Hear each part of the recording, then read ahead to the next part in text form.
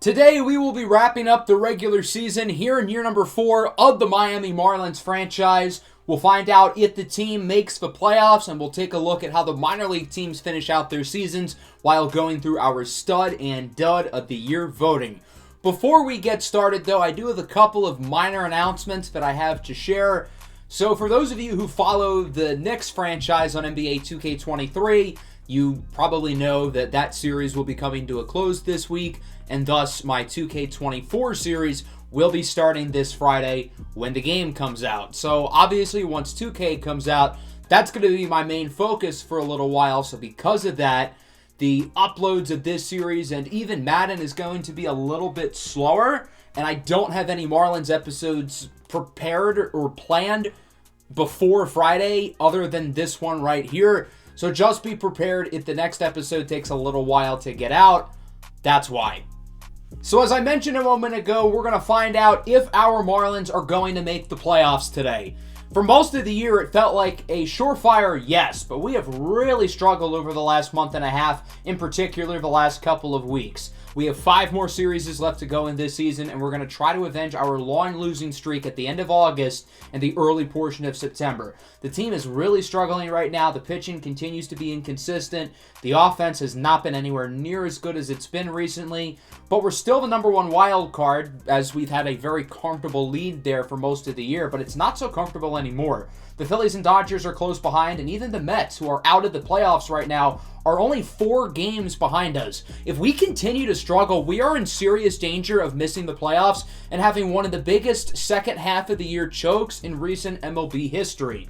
We do not want to be laughed at by the MLB community, so because of that, we've got to right the ship and send this team into the playoffs for a second consecutive season. Obviously, we have the talent to turn things around, but that's easier said than done when your team is in a major rut like ours is, especially with some of the injuries we've gotten recently, specifically Luis Robert in the last episode. We're going to be paying attention to the minor league teams as well, and as I mentioned, we're going to do our stud and dud of the year voting, along with going through the minor league playoffs, but we're going to be doing that later in the episode. Right now, the focus will be on the big league team. Obviously, we've got some guys up for awards. Edward Cabrera, currently 2nd in Cy Young voting. So it should be a fun episode as we wrap up the season across the organization. We find out how well the minor league teams do in the playoffs, if Edward Cabrera can win the Cy Young, and most importantly, if the big league team remembers how to hit a baseball after forgetting over the last 2 weeks.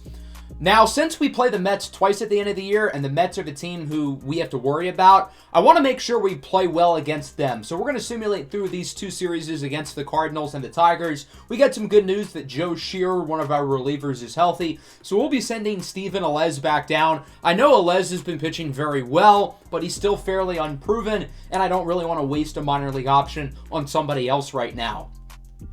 Ultimately, we ended up doing fine during that stretch of games we simulated, going 3-3. Could have been a lot worse. We started off slowly, but we won our last 2 games, shutting out the Tigers, including a 10-0 win here in the second game. The Tigers only had 1 hit, and you can take a wild guess at who pitched for us. Edward Cabrera went 6 1/3 innings, allowing just 1 hit. The offense played well. Jesus Sanchez homered twice. Then the second game, we shut them out, despite the Tigers getting 14 hits. Tarek Skubal, the former Tiger, throws 7 scoreless. The Tigers had no shortage of base runners in that game, more than us, but we were able to get out of some jams, and we're in a little bit more of the comfortable spot. Now, the Mets are playing pretty well. They're catching up to some of the other teams, but they still have a ways to go if they want to catch us. If we win 3 out of these 4 games, we will clinch a playoff spot. Before we hop into this series against the Mets, though, I'm going to be recalling Steven Alez. I thought about it, and I changed my mind. Alez has been really good, and I want our best players up now, and then Domingo Germán will be sent down to AAA. We're also going to be calling Khalil Watson up from AA to the big league team, and I know this feels kind of like a weird decision because Watson's had a really bad season. In AAA and AA, he has not played well at all, but I want to try to salvage his season by getting him a little bit of major league experience before the year ends, and then Aurelvis Martinez will go down to AAA. He'll pass through waivers and return to the minor leagues. So what we're going to do is we're going to simulate through the first couple of games in this series. We're going to go game by game, see how it goes, and reevaluate. Steven Alez is on the mound for the first game, his 3rd career big league start, and we get the win 8-2. Great start to the series. The offense played well, 14 hits. And then Steven Alez was quite good. In the second game, we've got Yuri Perez on the mound, and we win 8-2 again. The offense producing once more. Luis Arraez is homered in back-to-back games. Woody Landry went deep twice here, and Yuri Perez had one of his better starts of the year. So we're going to hop into this third game. We've got Sandy Alcantara on the mound against former #1 overall pick Ryan Stevenson. And the objective of this game is very simple. If we win today, we will officially clinch a wild card spot.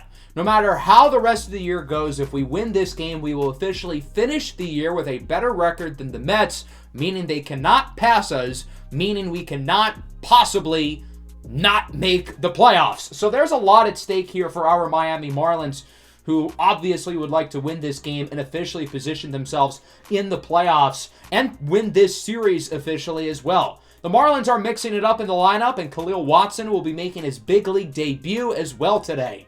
Here's a look at Sandy Alcantara, who's been up and down. Not as good this year as he's been in the past, but he is still one of the best pitchers in the game. Looking to retire the side here in the first as he faces off against Steven Kwan. He's going to line this one into right field, and Brian De La Cruz comes down with it. So the Marlins quickly retire the side as we go to the bottom of the first. Take a look at the lefty Diego Rodriguez, who will be starting today instead of Ryan Stevenson, as the Mets end up making a last-minute switch in the rotation. He'll face off against Bo Bichette, hitting in the third spot. Bichette is one of the few guys who's actually had a really good past month or so. He will fly out to center as it's caught pretty easily by Brandon Nimmo, as the Mets will retire the side, and we go into the second. Alcantara looking good once again as he strikes out Brandon Drury through the first inning and a half. Neither team has a base runner yet. Let's see if the offense can get going in the bottom of the second with Woody Landry, who's been the Marlins' best offensive player this year, leading off. He hits this one hard, 107 miles an hour off the bat, into the gap for extra bases. Woody Landry finds himself at second with a double, and the Marlins have a runner in scoring position. We'll see if they can drive him in. That'll bring up Austin Wells, getting to start behind the plate today. He, of course, has been a little bit better this year than Fortes, as it is caught in left field by Steven Kwan. He will save a run from being scored, holding the Marlins off the board. Let's move into the third inning now. The catcher, Francisco Alvarez, is up with a full count. He strikes out on the high 12-6. Good pitch by Sandy. Francisco Lindor is up now, and he will get this one past the diving glove of Khalil Watson for a base hit. And the Mets have their first base runner of the game. Nimmo grounds it up the middle. Alcantara sends it over to second. 3 dominant, scoreless innings for Sandy Alcantara. He's only allowed 1 run so far as we move into the bottom of the third. Ryan Poles, the rookie out of Hofstra, goes down looking. Now here's Khalil Watson, his first big league at bat. The 22-year-old middle infielder. He strikes out on the slider. Pretty unexciting start to the big league career of Khalil Watson. Not quite like Kevin Alcantara, whose first major league at bat was a dinger. Yandy Diaz flies it into right field. Good catch. Another 1-2-3 inning for Diego Rodriguez. Both pitchers have only allowed 1 base runner each through the first 3 innings. At some point, these offenses have to get going, right? Josh Naylor rips it up the middle for a base hit. And the Mets lead off the fourth with a base runner, and that'll bring up the heart of the order. That starts with Steven Kwan, a rare Kwan swing and miss for out number 1. First and second now. Austin Meadows goes down looking on the fastball.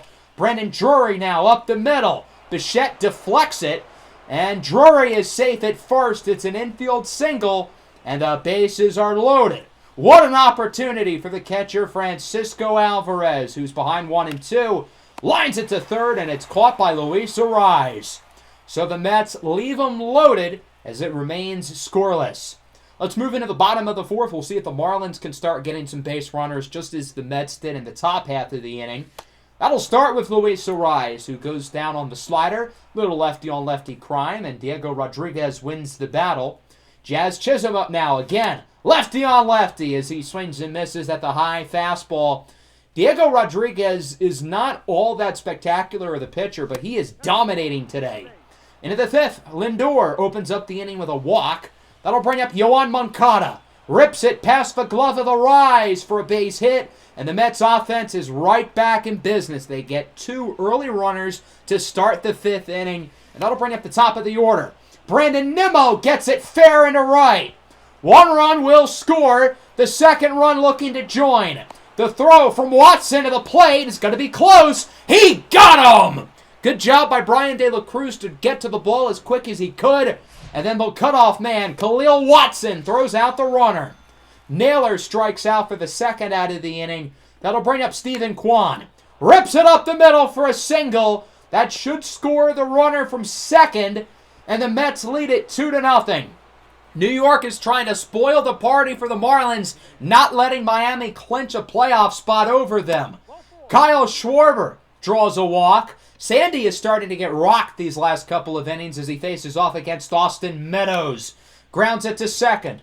Khalil Watson, the rookie, will be able to make the play here in his debut. The Mets do score 2 here in the top of the 5th, finally getting some runs across. Bottom 5, Brian De La Cruz with a single in the left field. Finally, another hit for the Marlins. That's the first one since the second inning. That'll bring up the catcher, Austin Wells now. He's going to ground this one up the middle. The Mets should turn 2. The one thing the Marlins could not have during that at-bat was a double play, and that's exactly what happens. 5 dominant innings for Diego Rodriguez. He's not showing any signs of slowing down as we move into the 6th.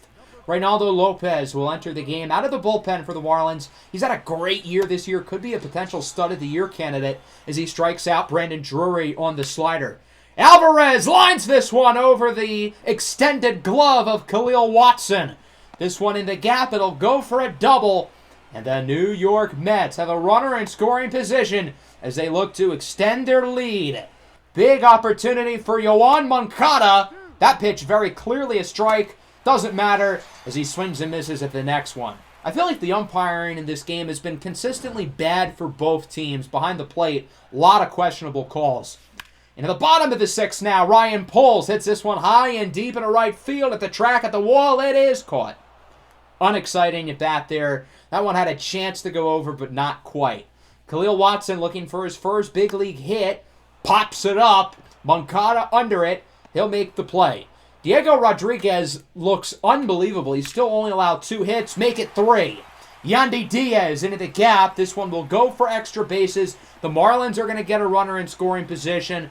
I'm not sure how many other times the Marlins are going to get runners aboard today. The way they're hitting the ball. So they've got to capitalize here. And it's Luis Arraez, the best contact hitter on the team. He'll take a walk. Successful at bat. Now there's 2 on, 2 away. Huge opportunity for Bo Bichette. He finds himself ahead 3-1. He lines this one nicely into right, but Austin Meadows makes the play. 6 scoreless for Rodriguez. The Mets still lead 2-0. Into the 7th now, Dylan Tate is into the game for the Marlins. He's had a very all-around solid year as he will face off against Brandon Nimmo, the top of the order, to open things up. Nimmo drove in a run and scored during his last at-bat, and he will single to lead off the inning into right. So the Mets have an early base runner. That'll bring up Josh Naylor as he literally gets nailed by Dylan Tate. Now there's runners on the corners for Schwarber, who hits this one high and deep into center at the track at the wall. It is caught by Jazz Chisholm. What a grab. Nimmo will score. It is going to be a successful sacrifice fly, and the Mets lead it 3-0. Successful at bat for Schwarber.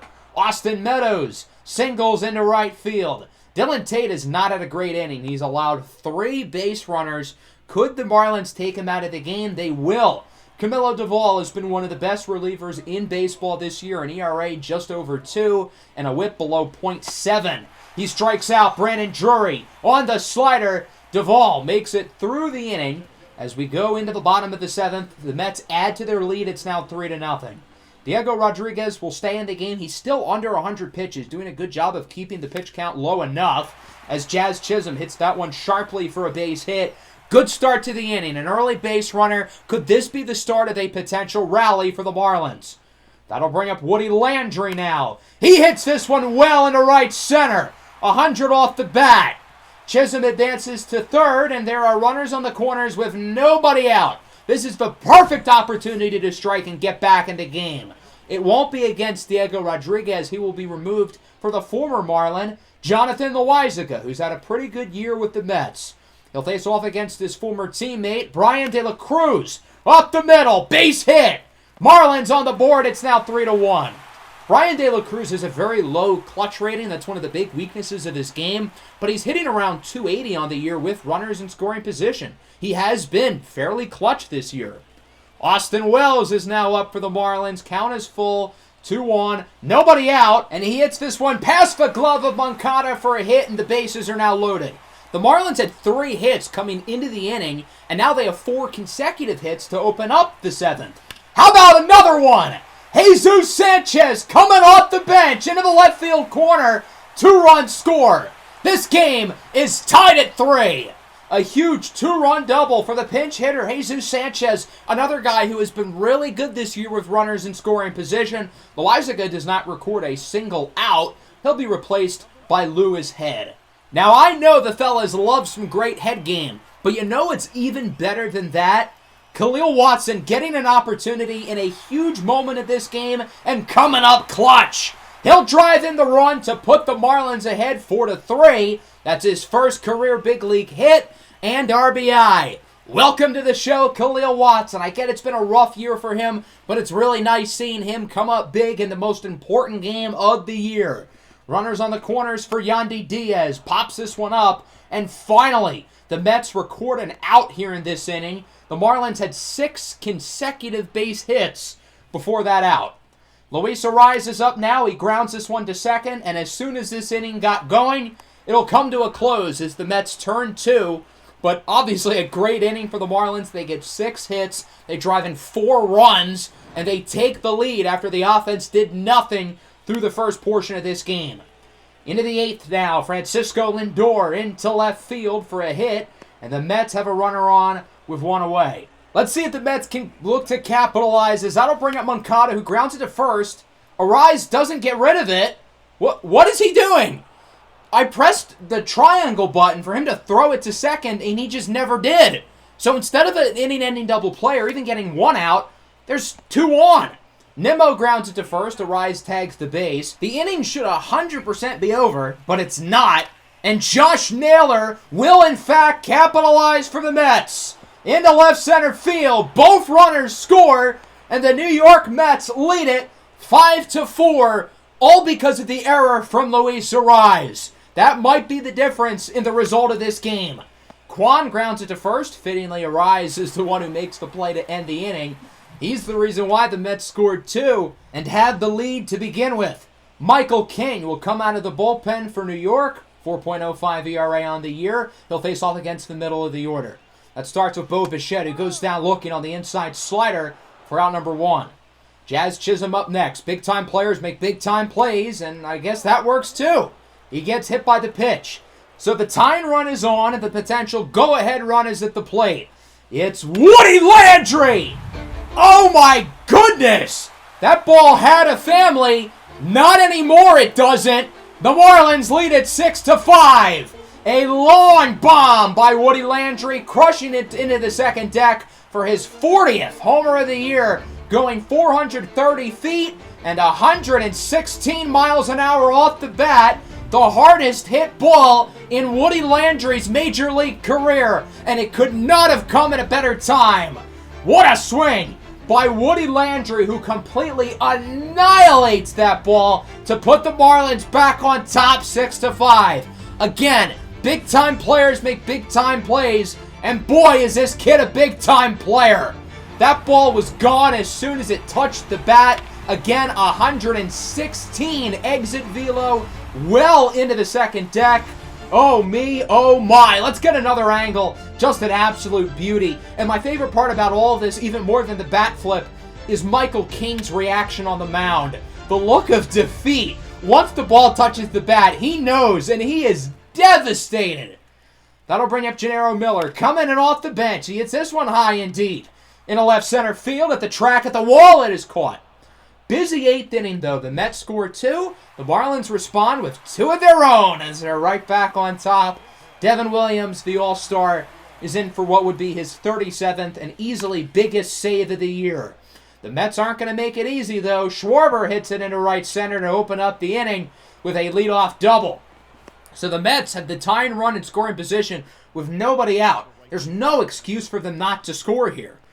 That'll bring in a pinch runner, Alex Ramirez, as Austin Meadows strikes out on the screwball for out number 1.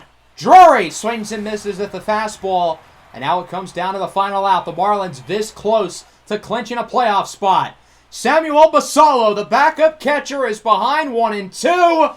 Swinging a miss! The Miami Marlins are headed back to the postseason for a second consecutive season as they defeat the New York Mets 6-5 in a thrilling ball game. This is a major accomplishment for the Miami Marlins because this team historically has not made the playoffs very often. Prior to the 2020s, they had only made the playoffs twice in their team history, being the 1997 and 2003 World Series championships. They then made it in 2020, which that season was a Mickey Mouse season. It does not count. And then, of course, they have made it over the last 2 years, the first time in team history that the Marlins have made the playoffs in consecutive seasons. A major accomplishment for this franchise, and doing it in a game that we really should not have won. Diego Rodriguez on the mound was phenomenal, but the bullpen really let the Mets down. And then as for us, we forgot how to hit the ball for 6 innings, and then something clicked. We went on that big run in the 7th inning, started the inning with 6 consecutive hits, led by the double from Jesus Sanchez to drive in 2. And then in the 8th inning, Woody Landry with his 40th homer of the year, going 430 feet and 116 off the bat. Sandy Alcantara was solid. The bullpen was solid as well.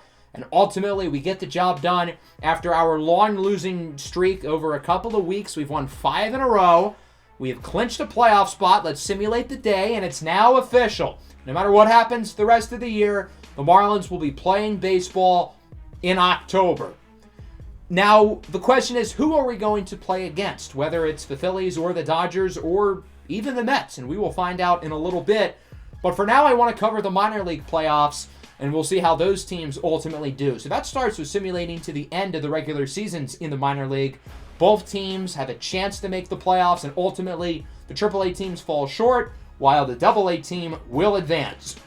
The AAA team falls just shy in the International East Division, and it's unfortunate because the Jacksonville Jumbo Shrimp were in first place for most of the year, but a 7-game losing streak right at the end will ultimately propel us to fall just shy. There were a lot of guys who played pretty well this year. We saw young players like Ariel Amador climb through the system. Aaron Sabato played well. Esteury Ruiz played well. Robbie Jones had another good year. He'll probably make his big league debut at some point next season. And then we had other guys like Kevin Alcantara, Ryan Poles, and Steven Alez play well enough here in AAA to get their first look in the big leagues.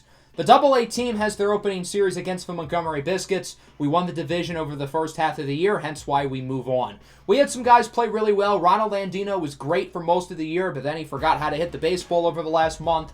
Isaac Stu, our first-round pick, was very good. Dominic Sierra really improved this season, and then the pitching was phenomenal. Tyrell Berry and Hitoki Nomo, 2 of our better pitching prospects, were equally outstanding this year, and a lot of the young relievers performed well too. So we're going to simcast these playoff games against the Montgomery Biscuits. If we need to hop in, we will. Hopefully, we can get our AA team a championship. So we've got Tyrell Berry on the mound here in the first game. We drafted him early last year in the competitive balance round. He's had a phenomenal season this year, and so far we've got a pitching duel with Berry and Ray Mosley on the mound from the Montgomery Biscuits, the AA affiliate of the Tampa Bay Rays. Still no runs into the 6th inning now. Is anybody going to score? There you go. The Rays, or I guess the Biscuits, take the lead with a 2-run homer from Holzier. Then Anthony Maldonado will load the bases, and Toribio allows 2 more runs. So we are down 4-0. Our offense is completely laid an egg. Ian Rigdon allows 4 runs here in the 8th inning. This game has quickly gone downhill fast. The Biscuits basically did what the Marlins did against the Mets, where they did not hit the ball at all for 6 innings, and then they turn up right at the end of the game. Ultimately, the Montgomery Biscuits will officially win 8-0, taking home the first game of the series. Hitoki Nomo allows an early homer to Jake Berger in Game 2, so we're already down 1-0. The offense continues to be a complete disaster, while Hitoki Nomo has underperformed for his standards, and we are down 2-0 here in the bottom of the 5th inning. We still can't score. We still have not driven anybody in here in the entire playoffs. Can we get one in? Finally, an RBI single by Dominique Sierra puts the Blue Wahoos of Pensacola on the board. But then immediately, Montgomery gets 2 right back. So they're up 4-1 here. Can the offense just get anything going here late? at some point now in the bottom of the 9th inning. We're down 4-1, and now there's 2 on. So we're going to hop in here because Ronald Andino is the tying run, but he's down to his final strike, and he's going to pop this one up over to short. The former Marlins prospect, Yidi Kape, will make the grab as the Montgomery Biscuits win Game 2 4-1, and they are 1 win away from moving on. There has been no Double-A team who has hit the ball better than the Pensacola Blue Wahoos, but we forgot how to hit the ball in the first 2 games, only scoring 1 run, wasting the starts of our 2 best pitchers, Tyrell Berry and Itoki Nomo. So now we have Adam Seminaris on the mound. He's not as good as our other guys, and it looks like there's a lot of offense early. We lead it 2-1 in the 3rd. At least we're hitting the ball today, but on the flip side, Adam Seminaris is not pitching so well, and Montgomery has a chance to take the lead. Seminaris won't even make it through 4 innings, and they are ahead now 3-2. Ian Rigdon in the game. He seems to be pitching pretty well, but we are trailing with 3 innings to go in our season on the line. We would be unable to drive in our runs in the 7th. Jake Berger homers to extend the lead to 2. Right now, it is not looking good. We trail by 2 going into the top of the 9th inning, and we're going to hop into the game with Carlton Hahn in for the save. The Rays drafted Hahn pretty highly last year. He's one of the better relief pitching prospects in their system, hence why they were willing to trade away Joe Shearer in the offseason to the Marlins. Anthony Peguero leads off the inning. He will fly out into right for out number 1. The Pensacola Blue Wahoo season comes to these next couple of at-bats. Ronald Andino, 0 for 4, comes up clutch with a base hit. Andino's had an interesting year because he was hitting .300 for most of the season, but again in September, he really struggled. Here's Isaac Stu, the best hitter on the team, drafted in the 1st round of last year's draft. He will draw a walk. Carlton Hahn does not want to pitch to him, and I don't really blame him. Huge opportunity now for the second baseman, Dominique Sierra. Swinging a miss on the fastball. And the Blue Wahoo season comes down to the catcher, Joel Beltran, drafted in the 2nd round a few years ago out of Mississippi State. Rips it into the gap. Andino scores with no problem. We'll see if Isaac Stu can score to tie the game. He's waved in. The throw to the plate is not in time. A 2-run double from Joel Beltran. And we are tied at 4. Carlton Hahn blows the save. He'll be replaced by Michael Stryfeller, who looks to get Montgomery out of the inning. He'll face off against outfielder Victor Mesa, who strikes out on the slider. That's still a successful inning, though, as the Blue Wahoos keep the season alive. And we go into the bottom of the 9th inning. Adolfo Jimenez will come into the game. The Marlins drafted him in the 2nd round last year. Started the season off slowly, but he has played better as the year has gone along for the Blue Wahoos. He'll face off against Jose Salgado with 1 away. Checks his swing. Umpire says he went around for strike 3. That'll bring us to Carlos Colmenares. He has a full count. He's had a pretty good day today. 2 for 4. Can he reach base again? He will, drawing a walk, and the winning run is aboard for the Montgomery Biscuits. That'll bring up Jake Berger. He's homered in back-to-back games. Pops this one up into center. Victor Mesa should make the catch, and he will. This game is going into extra innings as we are tied up at 4. A big 9th inning for Pensacola. The extra inning runners rule applies to minor league postseason games, so there's a runner on second for Hendry Mendez, who opens up with a single. The Marlins are going to hold the runner, though. Interesting strategy, as there's runners on the corners with nobody out. That'll bring up Johnny Henderson, the highest-rated pitching prospect in the organization, despite him being very raw. Goes down on the check swing for out number 1. That'll bring up Luca De La Cruz. He draws a walk. De La Cruz was an everyday starter this year and only drew 9 walks all year. I guess now you can make it 10. Anthony Peguero is up with the bases loaded. Just don't put the ball on the ground. It's a 1-2-3 double play to end the inning. The Biscuits had the bases loaded and they score nobody, taking a page out of the Marlins book. So now the Biscuits have a perfect opportunity to win the game with no Toribio in the game. They'll face off against Roberto Nunez, who strikes out looking for out number 1. All they've got to do is drive in one more run, though. Nico Holsizer with a base hit into right. Mendez sends it to the plate. The throw is a very good one, but it's just not in time. And the Montgomery Biscuits walk it off. They're moving on to the next round of the Double-A playoffs as the Pensacola Blue Wahoos get swept out of the first round. An unfortunate and quick ending to the season for the Blue Wahoos, as neither of our minor league teams end up winning playoff games, despite the fact that our two minor league teams were the best in their leagues for most of the year. Now, the offense did have their best game today, and they were clutch in the 9th, not so clutch in the 10th, though. Adam Seminara struggled. I do think the bullpen was pretty good. The Biscuits only had 2 runs after the 4th inning, but that's all they ultimately needed to get the win and to eliminate the Pensacola Blue Wahoos. So what we're going to do now is we're going to simulate the remainder of the Major League season, and then from there, we're going to go over our stud and dud of the year candidates. So as it stands now, the Marlins are 89-70 with 3 games to go. We have already clinched the 4th seed in the NL no matter what. We will be hosting the number 5 seed, which will be either the Dodgers, the Phillies, or the Mets. And of course, we play against the Mets to end the year. So we'll be monitoring how those teams do. We lose the first game to the Mets. The Dodgers win and the Phillies lose. So now the Dodgers and Phillies are tied.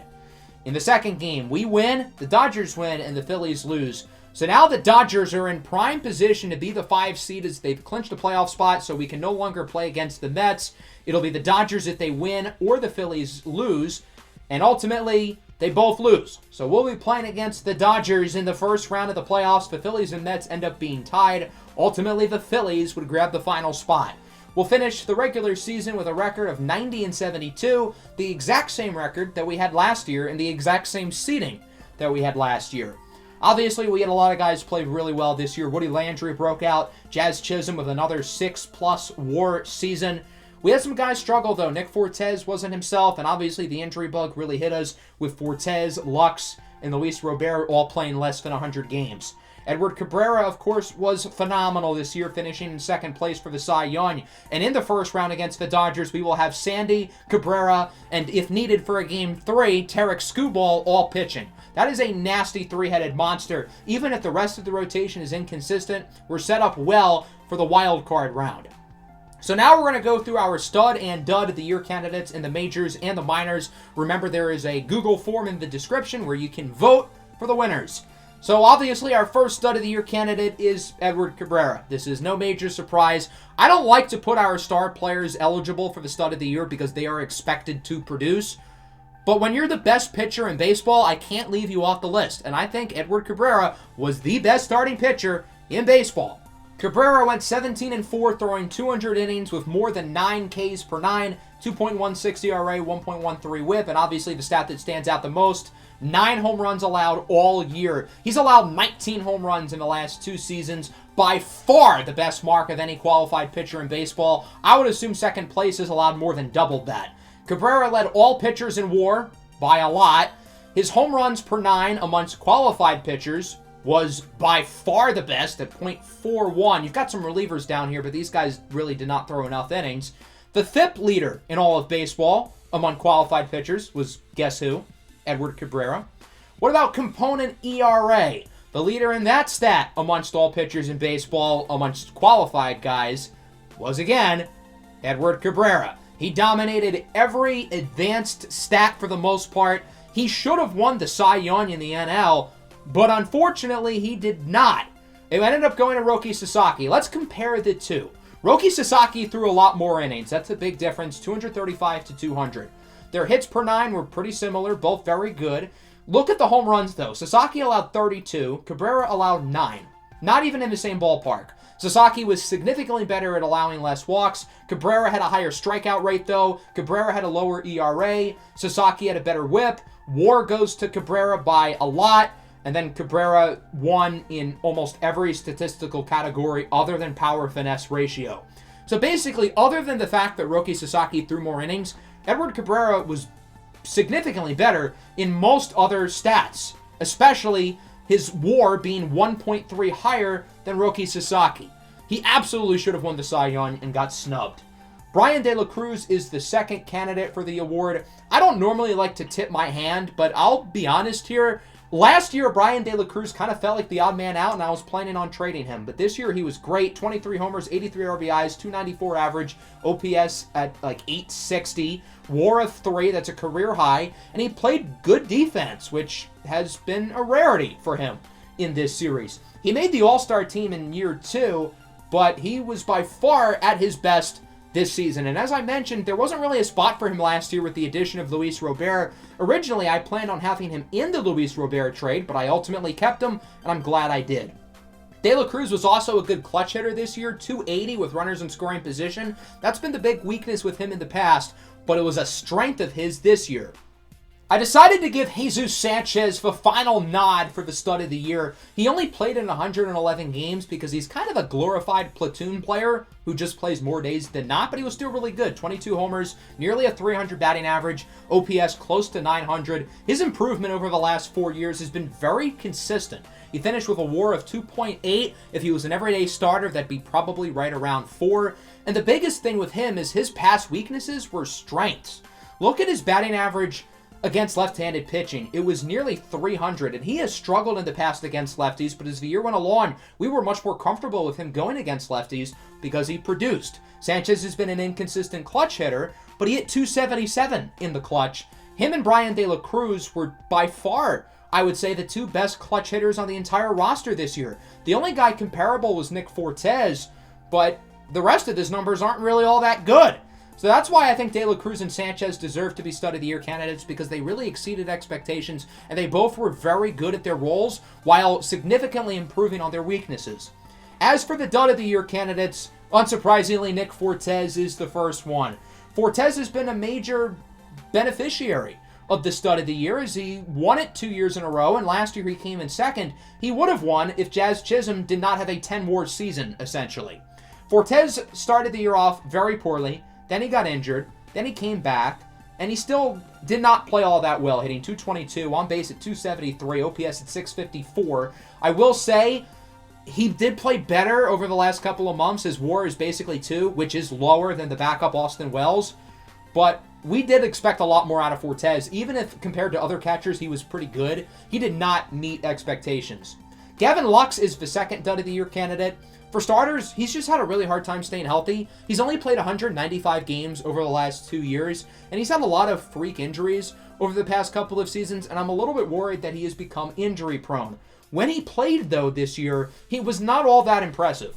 256 average is low for him, OPS barely above 700, not much extra base power. He still provides value as a versatile defensive player, and he had a WAR above 2, so he wasn't like that bad, all things considered. But compared to expectation and how he's played recently, along with the fact that he can't really stay healthy, I feel like he does deserve to be a nominee. And then the last spot, I knew it had to be a pitcher because I think our starting rotation is our weakness. But obviously we're not going to give it to any of our guys at the top. Steven Alez obviously won't get it. I thought about Yuri Perez, but I honestly don't think he deserves to be a Dud of the Year candidate. He has improved quite a bit. His whip was not horrible. He struck out 205 batters. His WAR was, I think, over 2, and he's improved in every area of his game. I thought about Jesus Luzardo, even though he's not on our team anymore, but I feel like that kind of defeats the purpose of the exercise, so we're not going to go with him. What we're going to do instead is pick Gennaro Miller, but only as a pitcher. We're not going to touch any of his stats offensively. Now, he did kind of struggle the last month of the year at the plate, but he was hitting close to 300 most of the year, OPS around 800, before falling off right at the end. Remember, we signed him to a $60 million extension in the offseason to hope that he could at least handle being in the back end of the rotation, and he couldn't before we made the executive decision to not have him pitch for the rest of the year. Only 5 quality starts and 20 outings, which, to put things in perspective, Yuri Perez had 14.